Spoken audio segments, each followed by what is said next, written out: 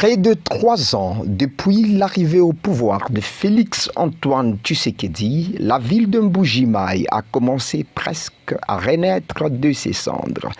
Tel un phénix, des routes sont en pleine réhabilitation, les hôpitaux principaux de la ville se construisent, les écoles poussent, la plus grande université en pleine construction, l'éternelle question de l'électricité et de l'approvisionnement en eau potable en train d'être résolue respectivement grâce à la construction de la centrale photovoltaïque de Chipuka qui produira près de 12 MW, mais aussi le transport des 4 MW de Touboua-Toubidi qui continue et la réhabilitation de la centrale hydroélectrique de Tchala dont le projet est déjà sur la table. Les habitants de la ville de Mbuji-Mayi peuvent désormais espérer des jours merveilleux.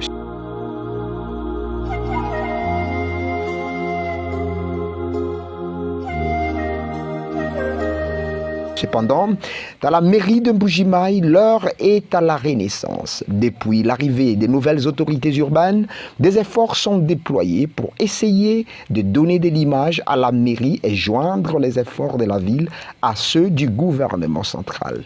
Malgré la vieillesse de ces bâtiments, la nouvelle équipe mise en place se bat pour une bonne image de la plus importante place administrative de la ville. Pour l'adjoint au maire, les nouvelles autorités de la ville n'ont pas hérité d'une situation aisée. Nous avons trouvé quand même un peu de désordre à notre arrivée. Quand nous sommes arrivés, la première chose était d'abord connaître qui est chef de quartier et qui ne l'est pas. Deuxièmement, nous avons fixé des règles de conduite. Toutes ces règles de conduite, nous les puisons dans les guides de conduite des agents de l'État, qui est pour nous une Bible qui nous montre ce qu'on doit faire et ce qu'on ne doit pas faire. Nous avons instauré un système de réunions mensuelles avec les chefs de cellule, les chefs de riz, les bourgmestres, l'ensemble de nos collaborateurs sur la ville, où nous évaluons toujours notre marche. Et avec ce système, il y a une nette amélioration. Dites-vous que, bien que nous évoluons comme ça, il n'y a pas d'exception. Il peut y avoir 2 ou 3 cas de gens qui marchent à marge de la loi. Mais néanmoins, chaque fois qu'il y a, nous les remettons sur la bonne voie et nous produirons des conseils pour ceux qui comprennent. Mais pour ceux qui pensent qu'ils ne comprennent pas, nous appliquons des sanctions pour les ramener à les faire réfléchir et à s'amender. Les efforts devraient donc être fournis en vue de remettre les choses sur les rails et se comporter exactement selon la vision du président de la République, Félix-Antoine Tshisekedi Tshilombo. Malgré les difficultés héritées, les nouvelles autorités ont décidé de mettre fin à l'insécurité qui, selon elle, pouvait constituer un frein au développement de la ville et barrer ainsi la route aux potentiels investisseurs. Notre magie, comme je le disais, nous travaillons en synergie avec l'ensemble des chefs de quartier et surtout les bourgmestres. Chaque fois qu'il y a une situation, nous ne cessons d'échanger des informations et nous travaillons avec une méthode, celle de la dénonciation. Ici, c'est l'occasion de rappeler à l'ensemble de nos administrés et de la population de la ville de Mbuji-Mayi de toujours dénoncer, d'être en collaboration avec les services de sécurité urbaine pour mettre hors d'état de nuire tous les malfrats ou même tous les hors-la-loi. C'est-à-dire, le petit secret, c'est la collaboration avec la population et la dénonciation. Et nous faisons toujours l'effort de réagir à temps quand nous avons une information sur une situation dans la ville. S'exprimant sur la question de la construction du grand marché de Bakwa-Dianga, annoncé avec pompe par l'administration Mathieu Abidi déchu par l'Assemblée provinciale, l'adjoint au maire est clair. Il faut noter ici que la mairie de Mbuji-Mayi est propriétaire de 2 marchés sur la ville de Mbuji-Mayi. Il y a le grand marché de Bakwa-Dianga et l'ex-marché Sims, ou bien le marché Ouetrafa. Ce sont les 2 marchés qui appartiennent à la mairie. Des ressources propres, la mairie ne dispose pas des fonds nécessaires pour la construction de ces 2 marchés. Mais nous sommes en quête de ces ressources-là. Il faut aussi noter que nous sommes dans une province. La mairie est dans une province, c'est la province du Kassa-Oriental.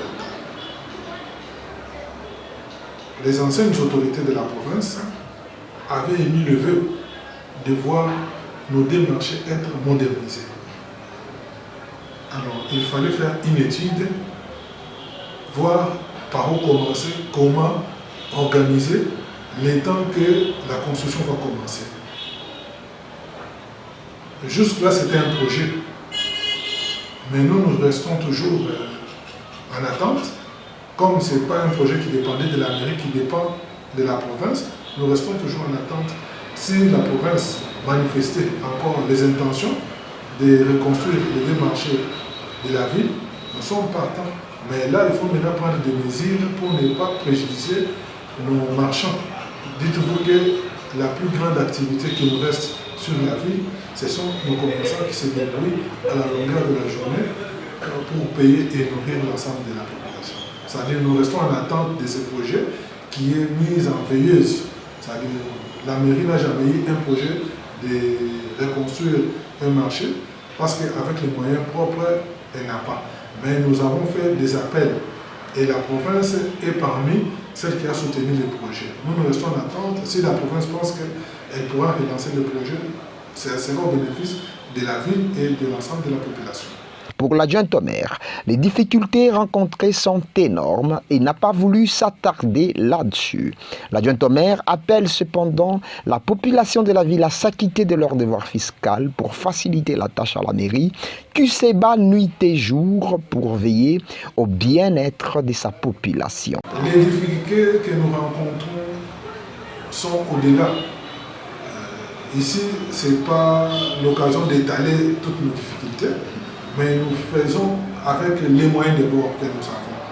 C'est-à-dire, les plus grandes difficultés, c'est le problème d'un civisme fiscal. C'est ça la plus grande difficulté que nous avons dans la ville de Mbujimai, c'est l'inquisition fiscal. Chaque fois que vous annoncez une action pour recouvrer des recettes, il y a toujours des petites langues, des petits esprits qui essaient de s'opposer. Mais ici, j'en appelle à la conscience pour dire que soutenir l'état de droit, c'est rester dans la vision du chef de l'État. Et l'état de droit, c'est lui pour qui il obéit d'abord en payant ses impôts. C'est celui qui marche dans l'objectif de l'état de droit et dans la vision du chef de l'État. C'est-à-dire que le chef de l'État, c'est une personne respectueuse de la Constitution. C'est pourquoi, dans sa vision, il nous conduit et nous sommes en train de voir des réalisations. Il y a de nouvelles routes qu'on est en train de nous construire, des caniveaux. Mais c'est avec l'argent de l'impôt. Mais si nous, contribuables, nous, ressortissants de la ville de Mbujimai, habitants de la ville de Mbujimai, nous ne voulons pas payer la taxe sur les péages en ville, sur les stationnements, sur les numérotations ou bien d'autres taxes, là nous n'allons pas aider les chefs de l'État. C'est-à-dire que c'est la plus grande difficulté. Et si j'en appelle à la conscience de l'ensemble de notre population, à donner l'exemple de ceux qui contribuent à l'élévation de notre ville en payant leurs impôts. Parce que vous allez voir que vous êtes à la mairie, vous avez vu quand même que non, il y a la mairie qui est en train de prendre une nouvelle robe. Il y a la peinture, il y a certains travaux qu'on est en train de faire, le remplacement des tôles, il y a des plafonds qu'on est en train de faire. Tout ça, c'est avec l'argent des contribuables. C'est quand ils payent que la mairie peut faire toutes ces actions.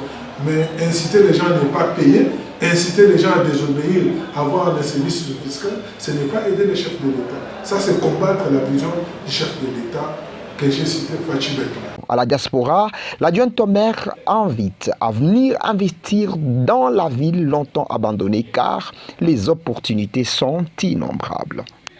Le plus grand message que je peux lancer à l'ensemble de nos compatriotes qui sont en dehors de notre ville et de notre pays, qui nous suivent de l'étranger, c'est celui de faire appel à eux par rapport à leur contribution.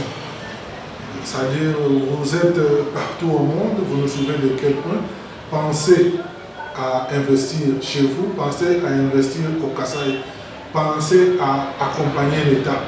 Je ne sais pas dans quel domaine vous êtes spécialiste, il y a l'environnement, il y a l'assainissement, il y a l'électricité, il y a les routes. Nous avons besoin de beaucoup d'entreprises ici. Vous voyez la mairie de Mbujima, nous avons besoin des camions par exemple anti-incendie. Comment est-ce que vous pouvez entrer en contact avec nous pour nous venir en aide? Nous avons besoin des camions de vidage, des fosses septiques.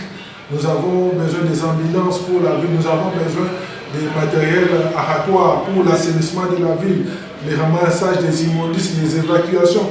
C'est-à-dire les besoins sont énormes. C'est-à-dire, je ne sais pas dans quelle mesure les gens peuvent venir en aide, appuyer la vision du chef de l'État dans tous les secteurs dans lesquels les personnes se sentent, ont une possibilité. C'est de leur façon aussi qu'ils peuvent accompagner. À part cela, ils peuvent aussi accompagner par des conseils et aussi par des orientations et par des échanges.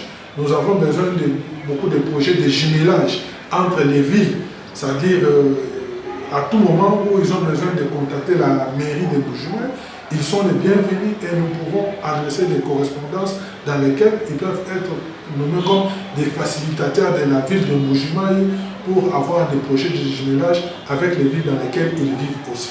C'est vraiment notre souhait et en même temps aussi notre demande vis-à-vis de nos frères compatriotes, toute la diaspora, surtout kassaïenne et celles qui vivent ailleurs.